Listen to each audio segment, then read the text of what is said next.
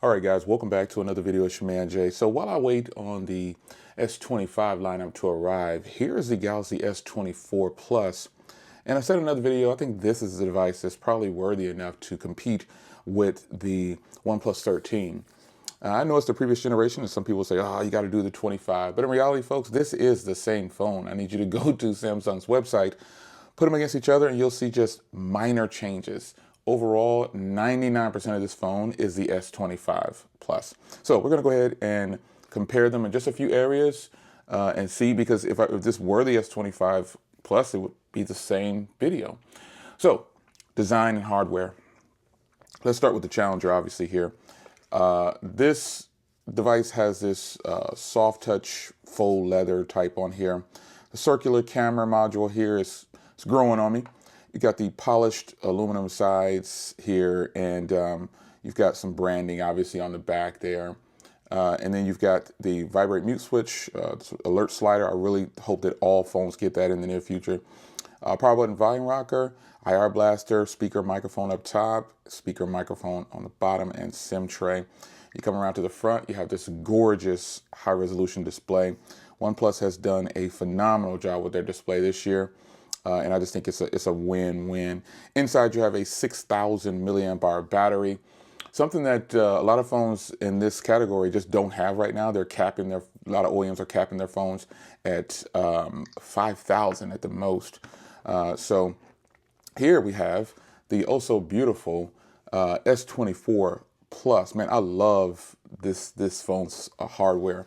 Now mine actually looks like the Galaxy S25 Plus because I have the black camera protectors on here, which I typically do to Samsung phones. But this year, Samsung has made the camera rings black. So why they chose to do that, I don't know, but that's what they've done. It also looks really cool. So this is what the phone will look like if it's the S25 Plus, but this is the S24 Plus, the same phone. So you got your power button and volume rocker. Again, camera modules. You got your microphones and everything up top, speaker and Type-C and SIM tray and microphones on the bottom. You got the brushed aluminum sides, which I absolutely love. I love brushed aluminum sides, man. I just think that is the best way to do smartphones. And this phone would have been over the top way better if it would have had the brushed aluminum sides, in my humble opinion.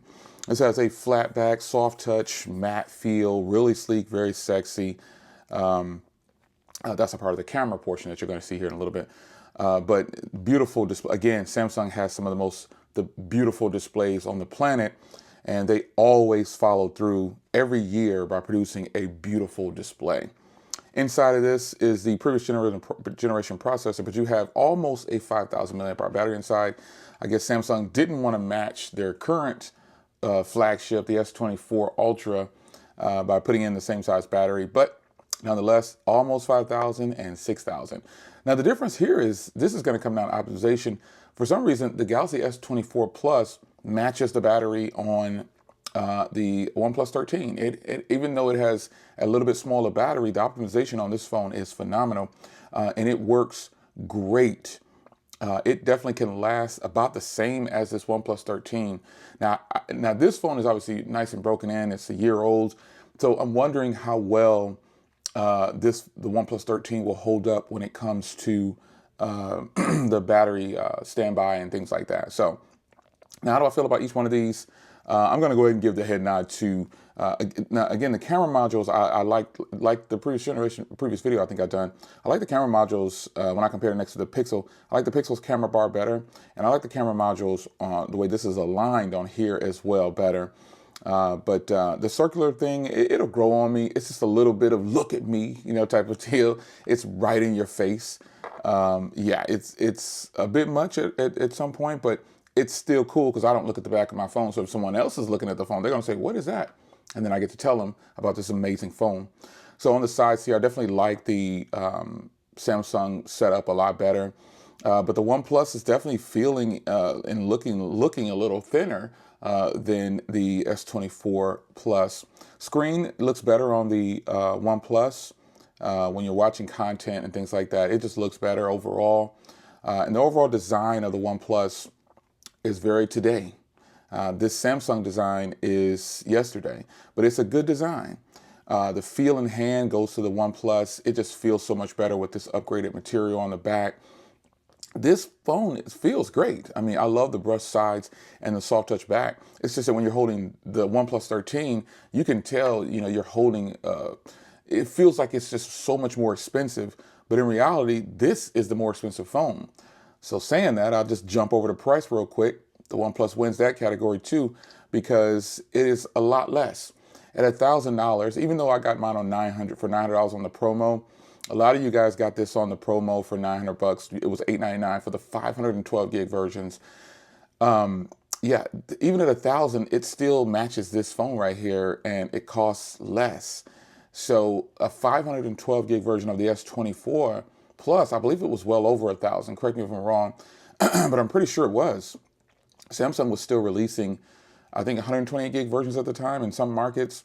But nonetheless, it doesn't beat the price point of the OnePlus, and that's just unfortunate. Even the S25 is not going to beat the price point. It's going to be $1,200 for the S25 Plus. So that's just not a good look. It's $1,100, $1,120 or something like that. And it's not a good look when you consider what you're getting and the so-called upgrade that you're getting. So price point, again, pardon me, goes to the OnePlus 13. It's just what it is. So since I showed you a little snippet of the cameras, we'll go ahead and put up that portion of the cameras so you can see it at this point. And I think you'll be hard pressed to see how good both of these cameras are. Just shooting a quick clip in the dining area and portrait video. Now, head nod does go to the Samsung for having 4K 30 portrait video and all the different filters and everything. It just has so much more in their portrait setup. They've been doing it a lot longer with the portrait game. So their portrait camera setup and software is a lot more intuitive, a lot more feature packed than the OnePlus, but the OnePlus is more intuitive and direct with the f-stop. You can do the f-stop on the Samsung, but it's just a little different. It's a matter of, I think it's setting through 1 through 8 or something like that. I forgot they had it in here, but it's more intuitive on the OnePlus. And also, I prefer the quality of the OnePlus over the Samsung. But let's just take a look at it. And if we were outside on a sunny day, I'm going to take things out and get them going outside for the OnePlus, because it's been storming and raining here for weeks. And so we're not getting any sunshine until this weekend. So I'll take the OnePlus out and get some portrait video outside and show you just how beautiful this thing is. But nonetheless, again, head nod to the S24 Plus for having a much more feature-rich and feature-packed software for their cameras. So let's go to it right now. All right, guys, so here's the OnePlus 13. I'm just sitting in my office, just getting a quick handheld version of video for you guys. Now, both of these phones can do 8K, I believe. The OnePlus can do 8K, not shooting 8K video, but this is 4K 60 right here in my office. Just holding the phone. It's a little shaky probably, but I want to go ahead and show you this is what it would look like if you opted to use the OnePlus as your vlogging camera. And this is the front camera, by the way. I just think the OnePlus has done wonders with their camera quality. Now I gotta switch it to the rear. All right, now here's the rear camera. Obviously it's no viewfinder, so I can't really see much of what I'm looking at here, but that's why I love the front. I love a good front camera. But here we are with the rear camera, just shooting in the same position here. This is just a quick rundown test because I've tested both of these phones in different scenarios, and they both do phenomenal. But what I haven't had a chance to do is really take the OnePlus out on a sunny day and shoot some video, because we have storms here for the last week and a half or 2 weeks. So hopefully the sunshine will come back and I'll be able to give you more content with the OnePlus outside. But nonetheless, this is the OnePlus 13's rear camera. And now let me show you the competitor. Now this is the front camera on the Samsung Galaxy S24 Plus. So you be the judge. I look at the footage and I say, wow, the OnePlus Hasselblad collaboration has just taken OnePlus to the next level. It's just that simple. So, you tell me what you think about the footage. I think the front and the rear cameras on the OnePlus are better than the Samsung S24's cameras in camera quality when you put them side by side. By themselves, the S24 Plus looks phenomenal. And again, I think I've shown you footage of the S24 Plus outside. Haven't had a chance to do it with the OnePlus, but like I said, I'm going to do it. But for now, the OnePlus, it takes it on cameras. All right, so Samsung Galaxy S24 Plus rear camera, shooting in the same position here. I love a good, like I said before, I love a good front camera. Both of these phones have phenomenal cameras on them, so it's hard to kind of pick just one over the other one completely. But I do give the edge to OnePlus in some areas. Now, again, people are going to say, well, it should be the S25 Plus. Folks, I've already shown you this is the exact same setup, and it is a phenomenal setup. This is why I wasn't too quick to trade in my S24 Plus. Now, if you just really want to move forward, go ahead and do so. But nonetheless, rear camera on the S24 Plus. All right, guys, so that's just a quick look at the cameras. Obviously, I want to do more testing with the OnePlus. But for now, again, I definitely give the head nod to the OnePlus. I just think the cameras are a lot better overall. And so let's take a look here. Performance is going to be, to me, I don't see this ginormous switch in performance from the older generation processor to the Elite. I mean, you can look at specs and everything and, just say that, okay, it's got the Elite, so it's better. You could do that, but I think you'd be kind of wasting your time. Samsung's software, though, definitely gets the head nod because Samsung's software is so feature rich. I mean, it is jam packed, folks. Their software is jam packed with functionality. I don't think many companies are matching Samsung's, and OnePlus even added the little tray on the side, but Samsung has had that since, I don't know. Samsung's software is so feature packed across the board, even a lower tier, if you will, Samsung has the same software. It's just a feature-rich software. So Samsung definitely gets the nod on that.